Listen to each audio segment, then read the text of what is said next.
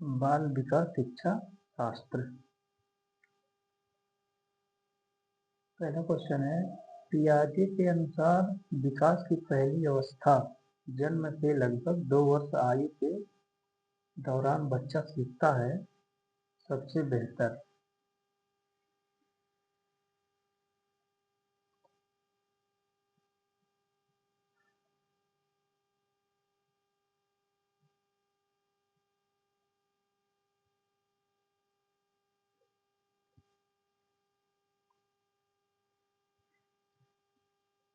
सबसे अधिक गहन और जटिल समाजीकरण होता है। इसका आंसर है किशोरावस्था के दौरान।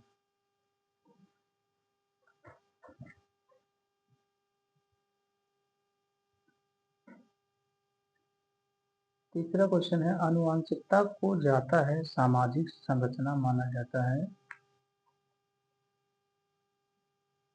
इसका आंसर स्थिर है।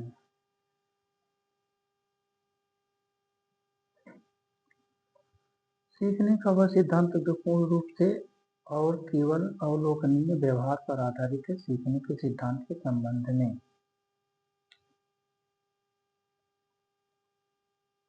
व्यवहारवादी।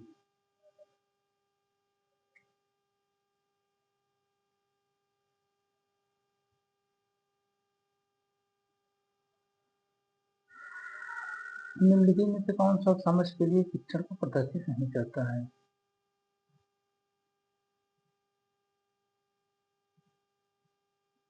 विद्यार्थी को एकांकी तथ्यों तथा प्रक्रियाओं को याद करने के योग्य बनाता है। इसका ये सही है।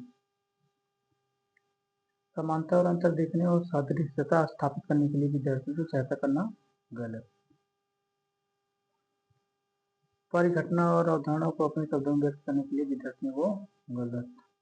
नियम कैसे काम करता है इसे स्पष्ट करने के लिए उदाहरण गलत। निम्नलिखित में कौन सी विशेषता आंतरिक रूप से अभिप्रेरित बच्चों के लिए सही नहीं है?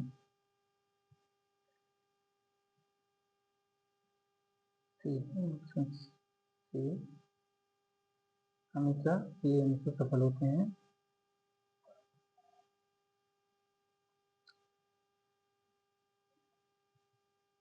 सातवां क्वेश्चन है, एक शिक्षिका अपनी कक्षा को प्रतिभाशाली बच्चों की योग्यता से उपलब्धि चाहता है।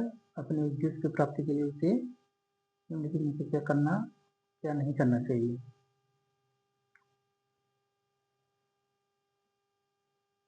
विशेष ध्यान के लिए उन्हें समकक्षियों से अलग करना,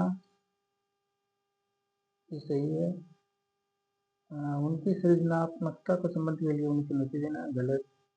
गैर शैक्षणिक विधियों का आनंद लेना गलत। तनाव को नियंत्रित करना सीखना गलत। अगला क्वेश्चन है, छोटे शिक्षार्थियों में निम्नलिखित में से कौन सा लक्षण पठन कठिनाई का नहीं है? शब्दों और विचारों को समझने में कठिनाई, सुसंगत वर्तन में कठिनाई, वर्ण एवं शुद्ध पहचान की कठिनाई, पठन गति और प्रवाह में कठिनाई। इस तरह से है।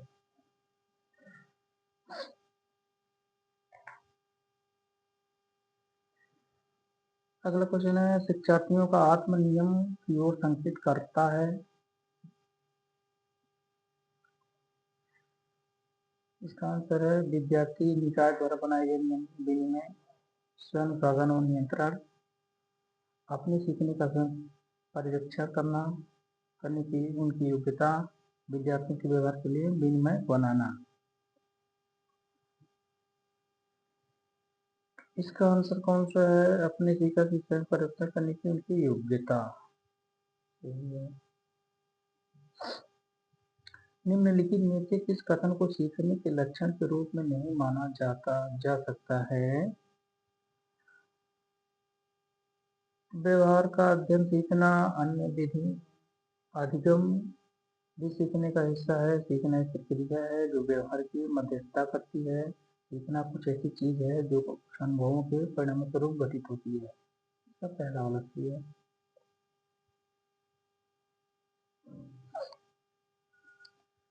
सिद्धांत के रूप में रचनावाद सूचनाओं को याद करने और पुनः स्मरण द्वारा जांच करने पर बल देता है। शिक्षक की प्रभावशाली भूमिका पर बल देता है।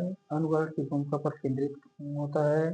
दुनिया के बारे में अपना दृष्टिकोण निर्मित करने में शिक्षार्थी की भूमिका पर बल देता है। इसका आंसर डी हो जाएगा।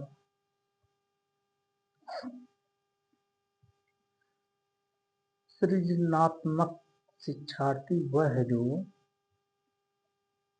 परीक्षा में हर बार अपने अच्छे अंक प्राप्त करने के योग्य हैं। पार्श्वलेटरल चिंतन और समस्या समाधान में अच्छा है। ड्राइंग और पेंटिंग में बहुत विलक्षण है। बहुत बुद्धिमान है। चलिए, अवधारणाओं का विकास मुख्य रूप का हिस्सा है। शारीरिक विकास, सामाजिक विकास,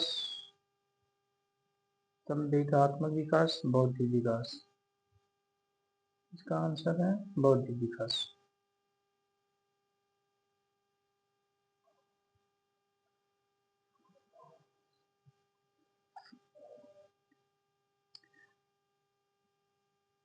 व्यक्तिगत शिक्षार्थी एक दूसरे से भिन्न होते हैं।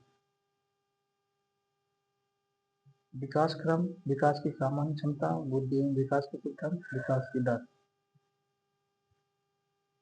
इसका आंसर हो जाएगा विकास की दर। अगला क्वेश्चन है, बच्चे के उचित विकास को सुनिश्चित करने के लिए उसका स्वास्थ्य शारीरिक विकास में महत्वपूर्ण आवश्यकता है। यह कथन है।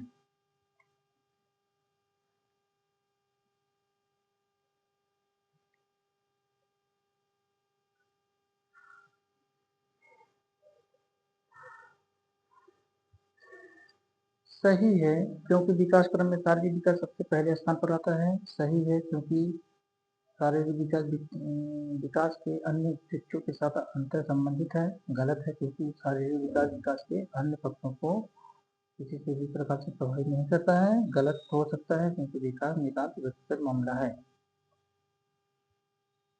इसका आंसर हो जाएगा बी।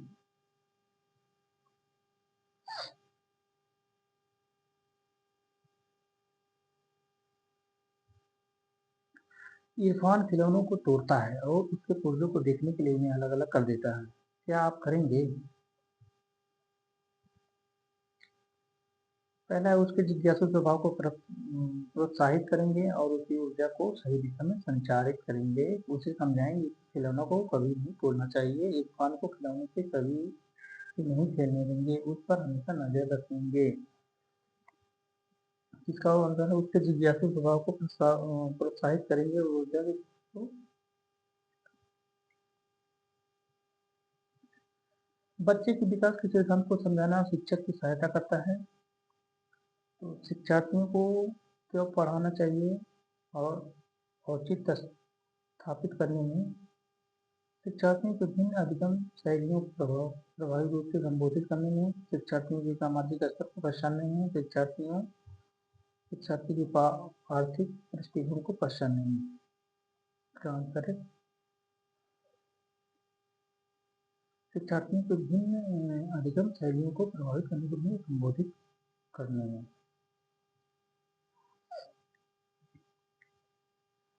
प्रत्येक शिक्षार्थी स्वयं में विशिष्ट है, इसका अर्थ है सभी शिक्षार्थियों के लिए एक समान पाठ्यचर्या संभव नहीं है। एक विषम रूपी कक्षा में शिक्षार्थियों की क्षमताओं को विकसित करना असंभव है। कोई भी दो शिक्षार्थी अपनी योग्यताओं, रुचियों और प्रतिभाओं में एक समान नहीं होते। शिक्षार्थियों में ना तो कोई समान विशेषताएं होती है और ना ही उसके लक्षण समान होते हैं।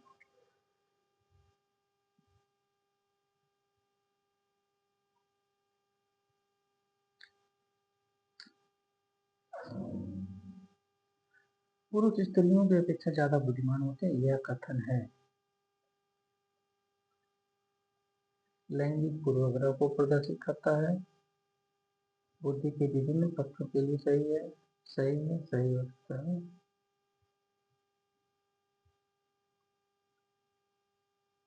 क्रिस्टीना अपनी कक्षा में क्षेत्र भ्रमण पर ले जाती है और वापस आने पर अपने विद्यार्थियों के साथ भ्रमण चर्चा करती है। यह जो संकेत करता है आकलन के लिए सीखना, आकलन का सीखना, सीखने का आकलन, सीखने के लिए आकलन, सीखने का आकलन। मानव विकास कुछ विशिष्ट सिद्धांतों पर आधारित है। निम्नलिखित में कौन सा मानव विकास का सिद्धांत नहीं है? सामान्य से विशिष्ट, प्रतिवर्ती, निरंतरता और अनुक्रमिकता। इसका अर्थ है प्रतिवर्ती। निःशक्त बच्चों के लिए समेकित शिक्षा की केंद्रित प्रायोजित करना योजना का उद्देश्य है। निःशक्त बच्चों को शैक्षिक अवसर उपलब्ध कराना। मुक्त विद्यालयों, ब्लाइंड रिलीफ एसोसिएशन के विद्यालयों, नियमित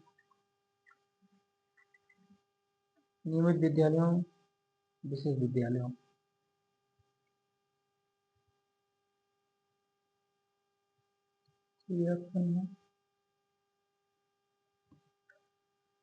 निम्नलिखित में कौन सा कथन सीखने के बारे में सही है? सीखने के किसी भी चरण पर सीखना संदेशात्मक कारकों से प्रभावित नहीं होता है। सीखना मूल रूप से मानसिक क्रिया है, बच्चों द्वारा की गई त्रुटियों पर संकेत करती है कि किसी तरह का सीखना नहीं हुआ। सीखना उस वातावरण में प्रभावी होता है जो संदेशात्मक रूप से सकारात्मक हो और शिक्षार्थियों को संतुष्ट करने वाला हो। इसका आंसर है बी। मूल्यांकन असेसमेंट का मुख्य उद्देश्य होना चाहिए यह निर्णय लेना कि क्या विद्यार्थियों की अगली कक्षा में प्रोन्नत किया जाना चाहिए, सीखने में क्या होने वाली कमियों का निदान और उपचार करना, विद्यार्थियों की त्रुटियां निकालना, शिक्षार्थियों को उपलब्धि को मापना।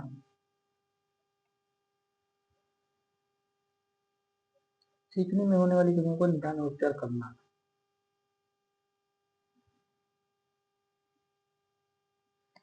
शिक्षार्थियों जो पहले सीख चुके हैं उनकी पुनरावृत्ति और प्रत्यास्मरण में शिक्षार्थियों की मदद करना महत्वपूर्ण है। पूर्व पाठकों को दोहराने का यह एक प्रभावी तरीका है। यह शिक्षार्थियों की स्मृति को बढ़ाना है जिससे सीखना सुदृढ़ होता है। यह किसी की कक्षा अनुभूति के लिए एक सुविधाजनक शुरुआत है। नई जानकारी से कोई जानकारी से जोड़ना सीखने का समृद्ध बनाता है। इसका ऑप्शन डी है। सृजनात्मक उत्तरों के लिए आवश्यक है मुक्त उत्तर वाले प्रश्न। एक अत्यंत अनुशासित कक्षा, प्रत्यक्ष शिक्षण में प्रत्यक्ष प्रश्न, विषय वस्तु आधारित प्रश्न।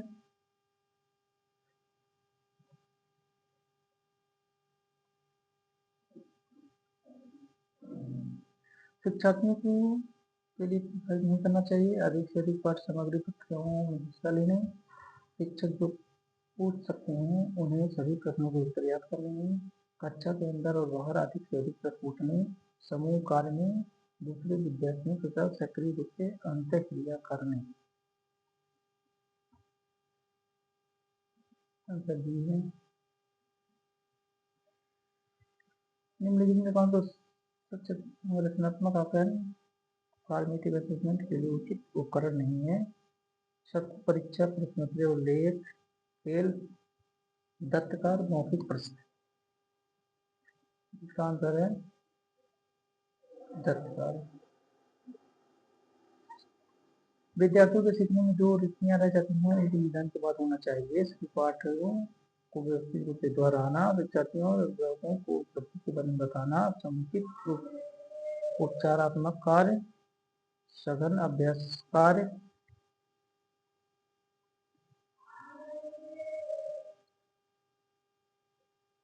इसका आंसर सही है। भारतीय समाज की बहुभाषिक विशेषता को देखा जाना चाहिए। विद्यार्थियों को सीखने के लिए अभिप्रेरित करने हेतु शिक्षक के अभिभावक के मुख्य रूप में शिक्षार्थियों के लिए विद्यालय जीवन को जटिल अनुभव के रूप में बनाने के लिए कारक के रूप में, शिक्षण अधिगम प्रक्रिया में बाधा के रूप में, विद्यालय जीवन को समृद्ध बनाने के संसाधन के रूप में।